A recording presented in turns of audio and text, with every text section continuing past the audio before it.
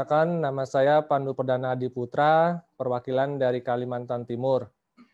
Saat ini saya bekerja di Balai Riset dan Standarisasi Industri Samarinda, yaitu UPT dari Badan Litbang di bawah Kementerian Perindustrian.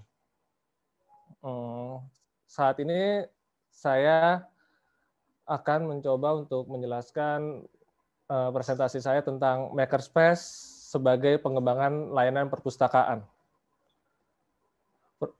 Perpustakaan sendiri menurut Rangatan itu terdapat 5 hukum layanan perpustakaan, yaitu books are for use, yaitu buku untuk dimanfaatkan, dan juga every reader his or her book, yaitu buku, setiap buku itu terdapat, setiap pembaca itu terdapat bukunya sendiri.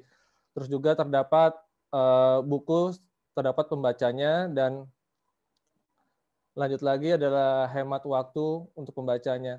Dan di sini saya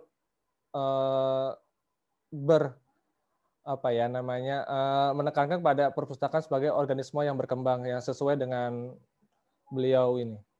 Lanjut, ini pertumbuhan perpustakaan yang saya kutip dari internasional webinar yang diadakan oleh Universitas Teknologi Mara Selangor, Malaysia. Paparan ini diberikan oleh Prof. Ida dari UGM. Di sini terbagi menjadi 5, yaitu generasi 1 itu koleksi, generasi kedua itu adalah klien, generasi ketiga adalah experience, yang keempat adalah konektivitas atau connection, dan yang kelima adalah makerspace. Di sini saya coba sedikit jelaskan ya, generasi pertama itu koleksi ya, perpustakaan masih berorientasi kepada koleksi tercetak dan berfokus pada pelayanan, kebijakan, dan peminjaman koleksi. Lanjut lagi, hanya ruangan juga begitu terbatas untuk pemustaka. Lanjutnya juga generasi kedua itu generasi pemustaka yang lebih berorientasi kepada kebutuhan pemustaka dan perilaku pemustaka. Dan di sini juga sudah mulai beranjak ke arah yang sudah otomasi, dari yang tadinya manual sudah mulai otomasi. Lanjutnya lagi di sini juga ruangan sudah cukup memadai untuk pemustaka. Dan masuk generasi ketiga ini generasi yang sedang dan sudah lewat sih sebenarnya.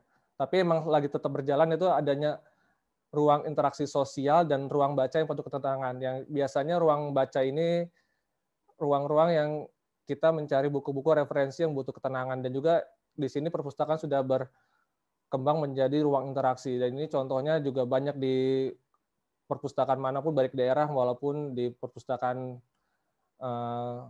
kami sendiri pun. Dan ini juga masuk generasi keempat, generasi yang konektivitas. Jadi ya saat ini sebenarnya koneksi yang kita bisa lewat Zoom, bisa lewat apapun yang serba digital, yang memudahkan dari mana-mana koneksi dalam satu tempat, yaitu terkoneksi dengan ide, komunitas, dan beberapa tempat lainnya. Dan di sini juga terdapat satu ruang berkolaborasi dari berbagai macam latar belakang ilmu. Dan di sini juga, ini maaf ada kesalahan tulis, maksudnya generasi kelima ya, generasi Makerspace, yang ini sebenarnya generasi yang bukan sesuatu yang baru untuk perpustakaan, tapi ini dimunculkan kembali, yaitu perpustakaan harus bertransformasi, harus menjadi tempat berkumpulnya orang-orang yang kreatif, orang yang berkreasi untuk menciptakan sesuatu dan untuk belajar bersama. Dan ini contohnya adalah di Cincinnati Library. Dan di sini juga Makerspace sebagai inovasi dan kolaboratif. Di sini juga Makerspace itu sebagai tempat sebuah aktivitas yang meliputi co-working space, hackerspace, dan fabrication laboratory. Jadi Makerspace di sini adalah tempat kita berkumpul. Co-working space itu maksudnya seperti kita berkumpul dari berbagai latar belakang, kita membuat ide, kita menciptakan sesuatu dari ide tersebut dan dikembangkan menjadi sesuatu yang dibutuhkan untuk masyarakat sekitar. Dan juga kalau hackerspace di sini lebih kepada para IT yang bisa menciptakan sesuatu berkumpul di satu tempat, dan juga fabrication laboratory tadi seperti tadi yang ada di Cincinnati Library, mereka membuat satu inovasi itu printing 3D yang apa? Yang si perpustakaan menyediakan tempat dan menyediakan peralatan yang dibutuhkan oleh pemustaka.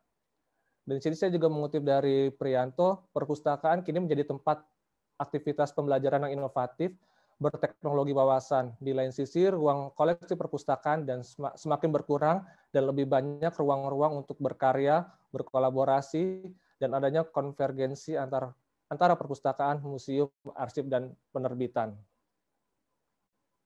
Dan ini salah satu contoh co-working space yang ada di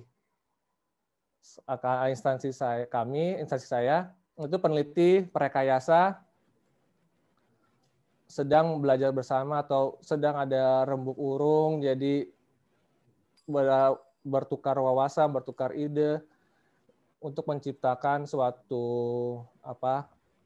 penelitian dan suatu alat rekayasa yang berguna untuk Kalimantan Timur. Dan buktinya adalah salah satu ini namanya Pak Suharman, beliau sudah menciptakan satu alat namanya alat pembuat kacang goyang yang saat ini sudah mendapatkan HKI, mendapatkan pengakuan dari HKI, dan itu sudah dipakai di salah satu IKM yang ada di Tenggarong, Kukai Kartanegara.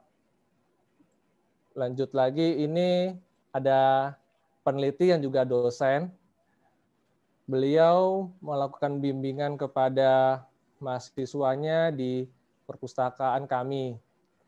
Dan juga mahasiswa PKL yang sedang berinteraksi sesama mahasiswa di waktu senggang untuk merelaksasi. Jadi perpustakaan di sini tidak hanya untuk sekedar kita baca buku, kita hanya masih konotasinya seperti itu, tapi di sini juga kita membuat nyaman untuk bisa ngobrol, untuk bertukar pikiran, dan intinya dengan ruangan yang nyaman kita bisa memberikan sesuatu yang baik untuk mereka.